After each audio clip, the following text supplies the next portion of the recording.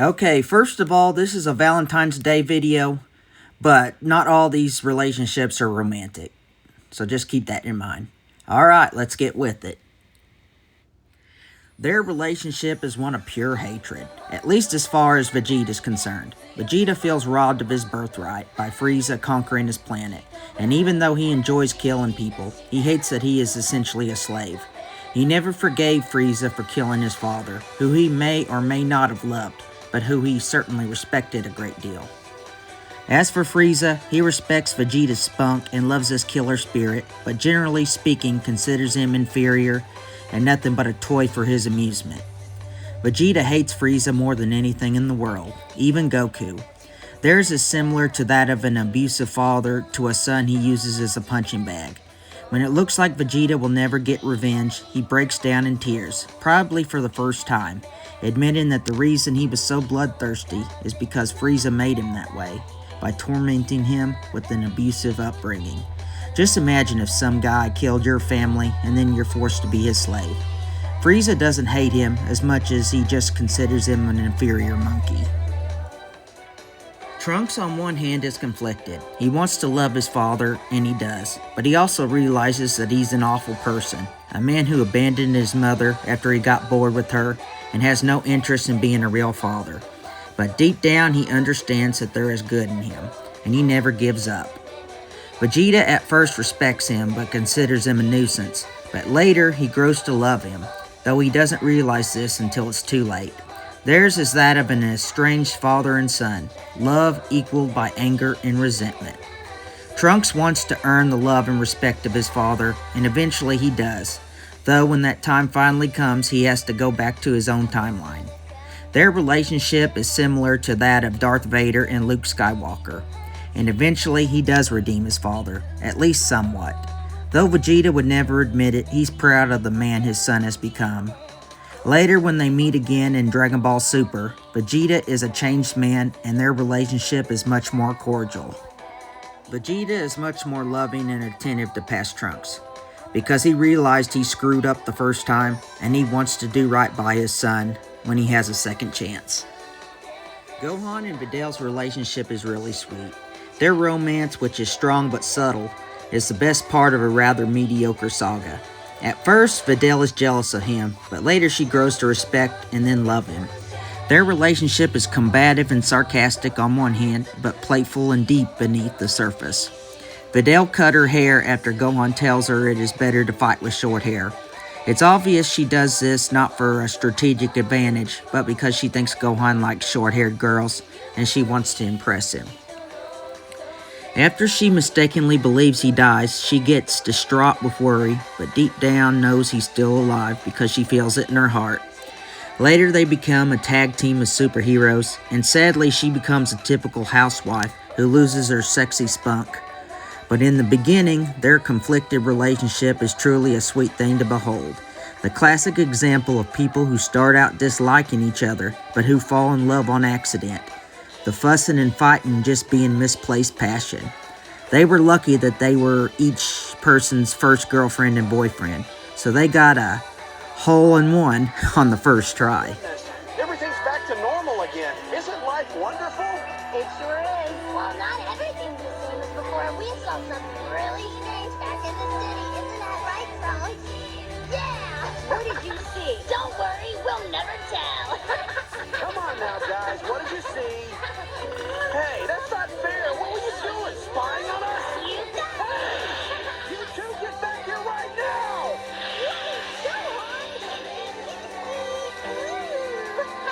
You better not tell Mom! How embarrassing. Well, it's a match made in hell.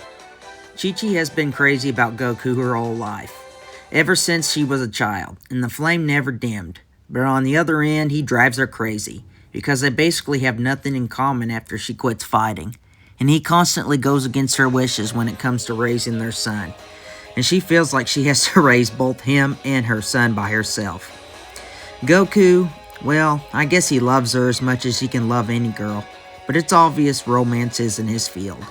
Apparently, they haven't even kissed, which even Vegeta thought was bizarre. Chi-Chi spends about half the time screaming and nagging him, and the other half fawning over him like a lovesick schoolgirl. Goku just wants her to cook dinner and give an occasional, well, you know. Still, it was really sweet when he got better from the virus and he picks her up and shows her some rare affection. And Goku admitted that he finds her spunk and uptight nagging to be a turn-on. So apparently there is something there. It just doesn't show up very often. And yeah, it was sweet that he got her knocked up with Goten right before he died. Enough with your wife's crack, so get us out of here! Yes, ma'am. Sorry, ma'am. Take care of her while I'm gone.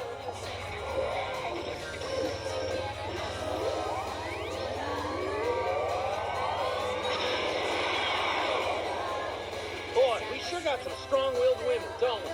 It's rough. Well, some of the time. To be honest, I like the feistiness. I hear you, Vegeta. That's the same reason I'm with Chi-Chi, too. They're wired that way, didn't you know? Saiyans only like strong women. What? That's it. That explains everything. Goku and Piccolo went from bitter enemies to friendly rivals, to just flat-out buddies. Though not particularly friendly. Piccolo hated Goku at first and wanted to kill him more than anything, to avenge his father. But he always respected him. After he kills Goku, he loses interest in his blood feud, and when he becomes close to the man's son, all the anger and antagonism was gone. Though Piccolo still is irritated by Goku's childlike behavior, which is perfectly displayed during the episode when they learned to drive and turned it into a competition. They are truly close friends.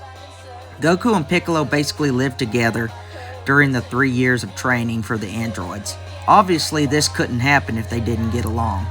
And during the Cell Jr. fight, Piccolo goes out of his way to make sure Goku is safe. And when Goku dies, Piccolo is just as sad as the rest of them. Other than Gohan, Goku is his best friend.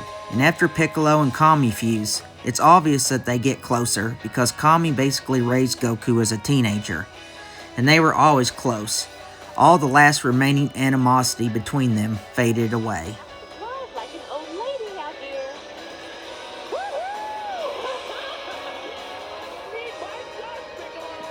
Was that a challenge? Well, if it's a race you won, it's a race you'll get.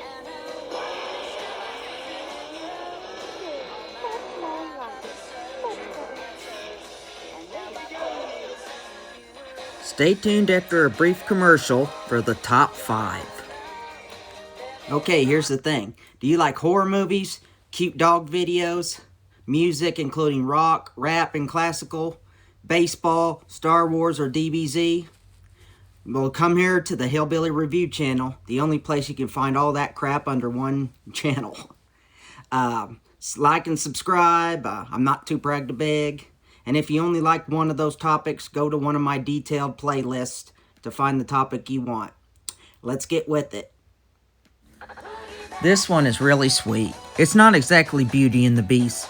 Sure, Android 18 is a blonde bombshell, the sexiest woman in the show, but Krillin isn't exactly ugly, just plain. And it's obvious she's way out of his league, as he is much shorter, much less good looking, and even much weaker than her. It's an open question if he would have had a chance with her in a real life situation. The kiss she gives him was probably just a joke.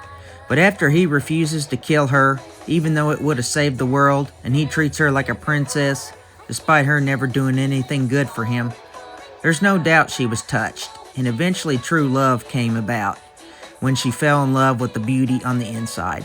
She is not particularly romantic or affectionate, but there's a scene in Dragon Ball Super when he flies off, and when no one's looking, she comments on how cool he is, which shows that deep down, behind locked doors, she not only truly loves him, but even respects him.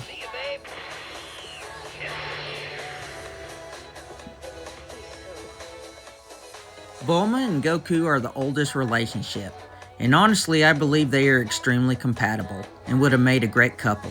Toriyama thought about making them a couple, but then he chickened out at the last second and made Goku Chi-Chi's person instead.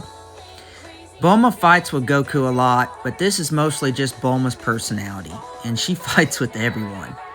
Goku probably respects her more than any other woman in the world. and if he had never met her, he never would have become the great hero he's become. Bulma respects Goku probably more than even her own husband. His strength, but also his gentle nature as well. And she admits on a couple of occasions that she finds him attractive. In the future, after he dies of a heart virus, she speaks about him to Trunks almost as if he was a god rather than just a childhood friend she always knew. Theirs is that of childhood friends in a platonic love affair.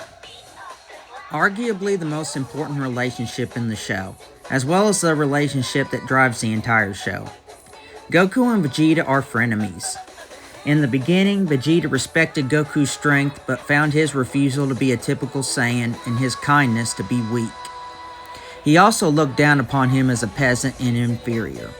Then after he considered himself defeated by him, and even worse, he beats him to the Super Saiyan form, and is the one to avenge their race and beat his childhood tormentor Freiza instead of him. He falls to severe jealousy for a while. The most important thing in his life was surpassing and at times even killing Goku, who had replaced Frieza as his boogeyman. But deep down there was always a deep respect. And he never loses his desire to beat him, even as he becomes his best friend, as strange as that sounds. As for Goku, Goku always liked Vegeta and never understood why he hated him so much, especially since Goku never had any competitive urge against him. In short, their relationship is toxic and strained, but undeniably real. Just see how devastated Vegeta was when Goku died first in the future of the heart virus, and then against Cell. The fact that he died saving him just made him feel all the worse. That's the look of a man who is heartbroken, because he lost his dear friend. And later, when Vegeta sacrifices himself, he asks Piccolo if he will meet Goku in the afterlife. It admits that he has also given his life for his friend, Kakarot. Is Vegeta jealous? Of course he is. Is he angry at Goku? No doubt. But does he love Goku underneath? Yes, I believe he does. And I think the reason he hangs around with Beerus all the time is to spend more time with his so-called enemy. Vegeta is Johnny Cash, the man in black, deeply conflicted and angry. Bulma is June Carter, a spunky, strong woman with a big heart who is bound and determined to save her man. Bulma was always turned on by Vegeta, even when he was a bad guy. And Vegeta admitted she was beautiful, even though he had no romantic intentions at first. But he became touched when she takes him in, basically as an orphan, despite all the terrible things he did. And he always respects her. Otherwise, he wouldn't have worn that hideous pink shirt for her, or let her nag and boss him around. If any other woman did that, he would incinerate her. And she had no fear in putting him in his place when he was being stupid. But he later admitted her spunk and bossiness was a major turn-on. Sadly, we don't know the extent of their relationship because it mostly happened during the 3 years of training and wasn't on screen. But all we need to see was how distraught and worried Bulma was when Vegeta almost killed himself training. This was a lover worrying about her man, and he undeniably was touched at her concern, even though it scared him at first, because he knew nothing of romantic love. At first he tried to deny her, but eventually he admitted his love. She saved him. She was the one who really turned him from evil to bad and finally to good. She saved his life and his soul. I only wish I had a woman like that. He showed his love for her when he took on the god of destruction, risking certain death to defend her.